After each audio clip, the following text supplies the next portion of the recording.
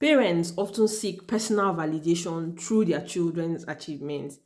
It's a good thing, but it's the way we go about it, that makes it like really bad. I remember asking students, that I work with to set aside their parents' expectations and think about what they truly wanted for themselves. Most of them couldn't answer. You know, that made me think, did I want my own kids to live for my approval or build a life for themselves? And I want us to answer this question. What did success look like for them? Was I preparing them for the world or trying to prepare the world for them? These are really deep questions that we need to ask ourselves as we parent. I'll never forget when my daughter, in a frustrated moment, tearfully told me, "You said do your best, but I heard be the best." She had internalized my words in a way that I hadn't intended. We want our children to be the best, but not at the detriment of their well being. Another time, my oldest child asked, "How can I practice anything when you always say no? Why can't I try something for me?" And this hits hard. It mirrored what I heard from students who felt their achievements were more about pleasing their parents than pursuing their own dreams. And I'm sure we also can relate, when those days we tell our parents we want to be a certain thing and they said no, go and be a doctor, no, go and be a lawyer.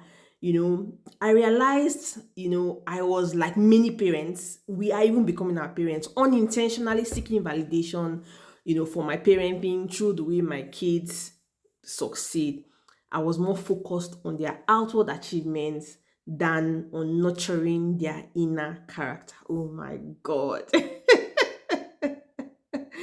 ah, their achievements, make us feel good, about how we parented, how we're parenting.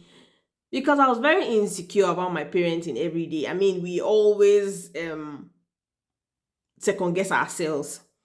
Growing their character is hard work that nobody sees, is messy and has more failures than wins. I mean, parenting is hard. Let nobody tell you otherwise. It's hard. And so, with these encounters with our children, we decide to parent from inside out, letting our children define success for themselves. It is very risky. We have to let go of control, guiding them without dictating their paths.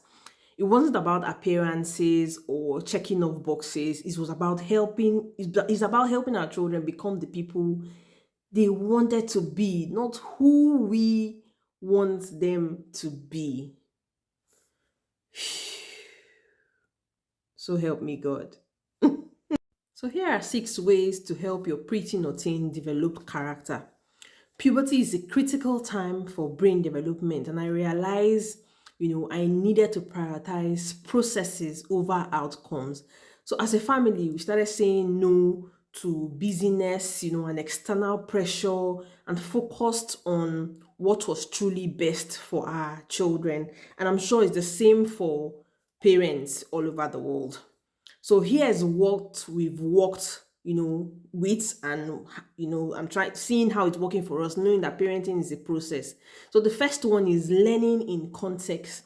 So instead of assuming they knew how to navigate certain situations, we learned together, we allowed them to experience real life challenges, at home, at school, and with friends. um this hands-on approach help them develop life skills, and life skills at this time of our children's life is very, very important. The second thing that we are prioritizing in the process is studying skills over grades. So I mean, here they don't do so much about grades, so we stop stressing over grades and instead focus on develop study skills. I taught them how to study instead of what to learn. The third thing is responsibility and trust. So in this house, everybody is responsible for something. I gave them responsibilities and I trusted them to handle it.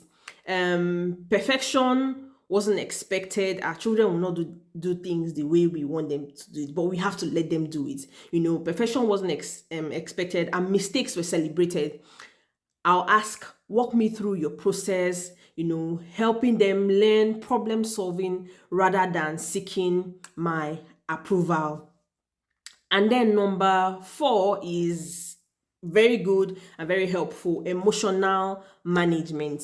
I modeled emotional, regulation, very hard, by failing forward, with them. Together, we turned these moments, these mistakes, into opportunities to grow. We also practice managing emotions in moments, healthy ways, and yes, it took years. I mean, like I said, parenting is a process. It's not a one. It's not a two. You won't see your results today, but these are the things that we're focusing on. Number 5 was failing forward. So when they miss an assignment, instead of punishment, we'll have discussions. I'll ask them, how will we fix this? This builds their problem solving abilities and help them learn from their mistakes. And then the 6th one, communication skills. I focused on listening more than lecturing. After tough conversations, I'll ask them, what did you hear? Just, for feedback, so that I'm sure that they understand we are on the same level, or they understand what I'm saying. This allowed us to understand each other better and build stronger communication skills. I hope this video has helped you. These approaches, focused on their personal growth, and self-awareness. They started, connecting the dots between their inner world and their outer actions, which is very helpful for them at this age. They became more thoughtful. So before they do something, before they even send a text message, I'll say, think about it. They became more thoughtful and independent. Exactly, what I'm hoping for. It's a process. I know that real success isn't about them being extraordinary in the world's eyes, but being who they are meant to be, being themselves, living authentically and stepping into the lives they've created for themselves. That is the kind of freedom we want to give our children, the freedom to be who they truly are, without the weight of external pressure or people's expectations, people pleasing, especially we, their parents.